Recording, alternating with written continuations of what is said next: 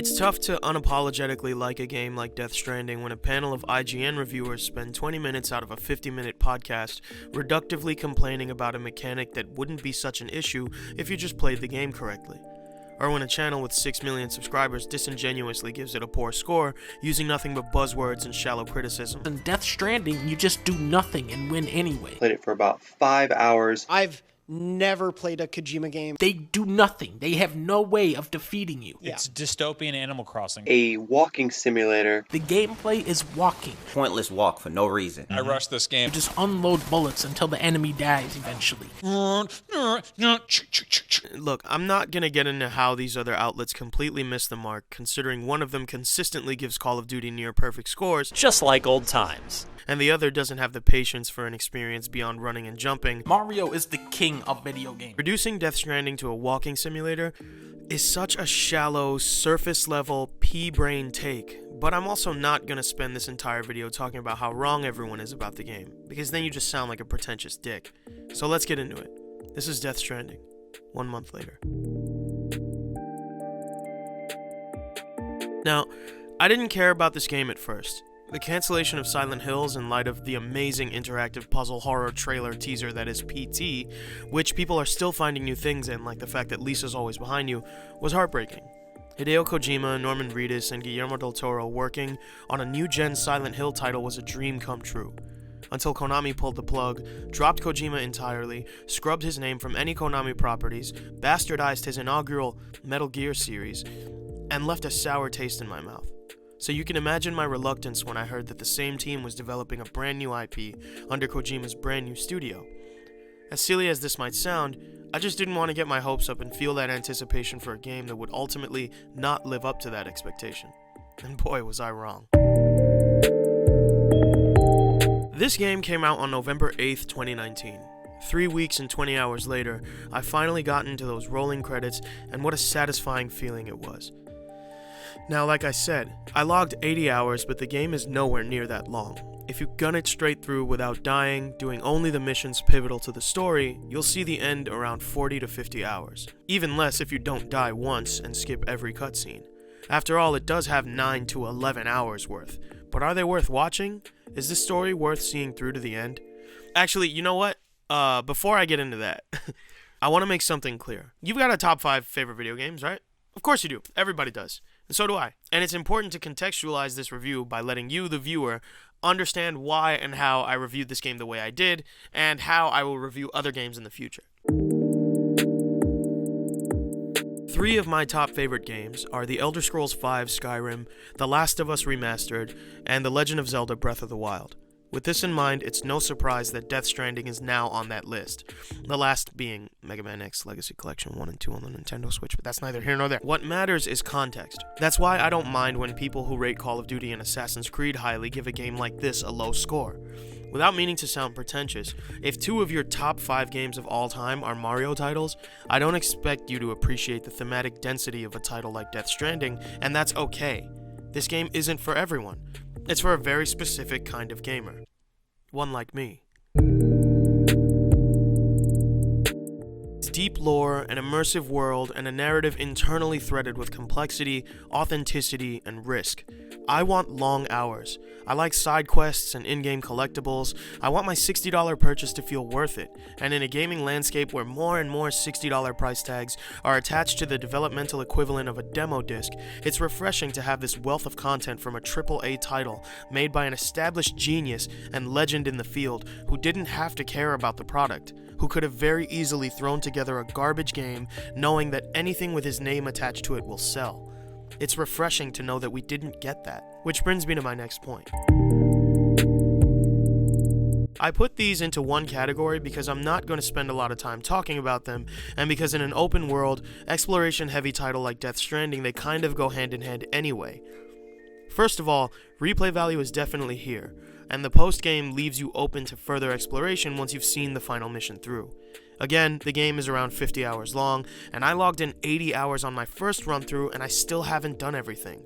If that doesn't tell you there's a wealth of content here, and the game providing this beautiful, grim, vast, post-apocalyptic wasteland to explore don't make you want to see more and discover more, then there's nothing more to say. Death Stranding probably isn't for you. But if you watch any trailer on YouTube or gameplay on Twitch, you don't need me to tell you that. The motion capture work on this game is so incredibly careful and beautifully realized. Dramatic moments feel real, eyes squint, brows curl up, and lips quiver as if they would on a real person. Though sometimes those teeth be looking busted. But you can tell Kojima Productions spared no expense here. Without spoiling anything, a specific character has a cathartic, painful moment at a particular point in the game, and the pain in their face during that entire exchange, paired with the masterful script and intentional delivery, is one of the most difficult cutscenes I've ever had to sit through in a video game. And boy does this game have cutscenes aplenty.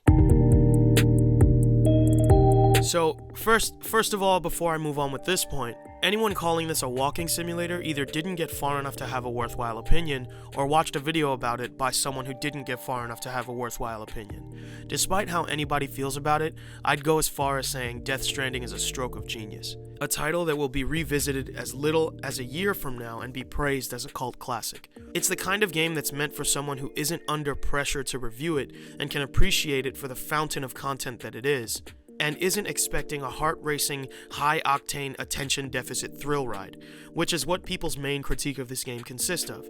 A lack of understanding that this game is less about how hard it is to climb a mountain, and more about seeing how the story unfolds. Death Stranding is honestly kind of an indie game with a AAA budget. With 11 hours worth, each cinematic cutscene feels like a web series episode of some Lovecraftian, cyberpunk horror fantasy series, and the graphics play a pivotal role in communicating this feeling. However, when you've seen the same 4 smaller cutscenes in between save points 50 times over, it does get repetitive and a bit tedious to skip them constantly. None of these actors came to play, though, and no one feels like a chore to develop. Die Hardman, who has my favorite story arc and redemption scene in the entire game, is developed beautifully.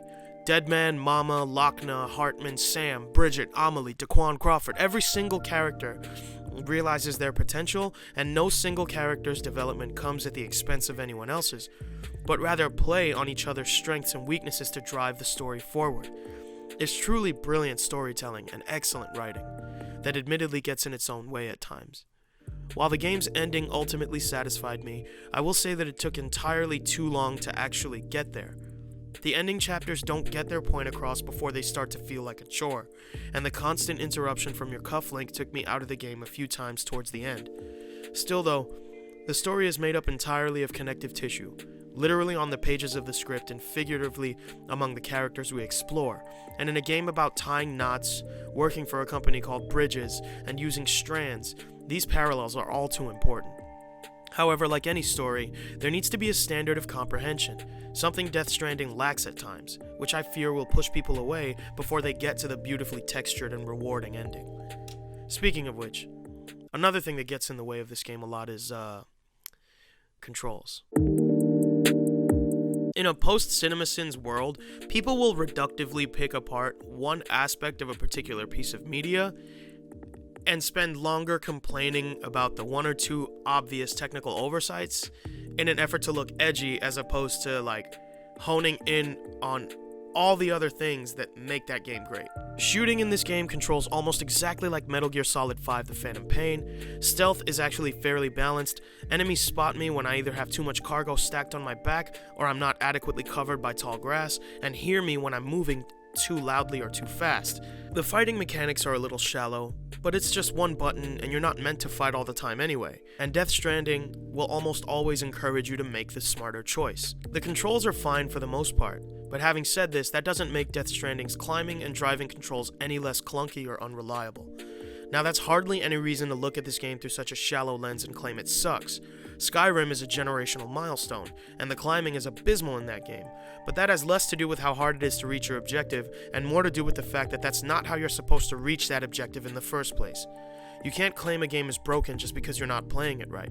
In fact, Will can attest to this. In the beginning hours, I was so frustrated with climbing and driving mechanics, and the needless complexity of the game's various menus in the beginning, that I started thinking, damn, maybe Kojima does have his head too far up his own ass. Until I regrouped and rethought my game plan, and wouldn't you know it, the game was fine. How about that? The menus make more sense the longer you play and understand what each piece means. Climbing sucks because you're supposed to go around. Driving through rocky terrain sucks because you're supposed to build those roads. The game actively encourages you to find solutions to the intentionally rage-inducing terrain stretched out before you. And your choice not to do that is no one's fault but your own. So what's the verdict on Death Stranding? Honestly, the longer I play the game, the more I love it. As I said before, it's easily top 5 for me, like maybe even top 3. And while it's not perfect, it caters to my specific playstyle and the specific experiences that I look for in a game. With a wealth of content, immersive world, compelling narrative, and passion evident throughout every facet of this game, with the exception of a few minor grievances, I can't sit here and tell you to skip this title because some YouTubers and washed-out publications said it's hard to climb a mountain or ride a tricycle. Now look, I know that sounded like mean or whatever, but I need you guys to understand that like my issue isn't with people not liking the game. So to my subscribers or like anyone watching this video, we don't have to see eye to eye all the time, right? Like this game is art. Like art is subjective. But just because something is subjective doesn't mean that it's entirely devoid of objectivity. And not everyone is gonna like everything I post or agree with all my reviews. What I do take issue with is when content creators with huge platforms and followers in the millions make disingenuous reviews for the sake of clickbait and take the easy route and make otherwise passable inconveniences out to be game-breaking problems. Look, either way, Death Stranding has earned its place as one of my favorite games of all time, and we don't have to agree on that. But also, maybe like, stop trying to be too cool to enjoy things. Thank you.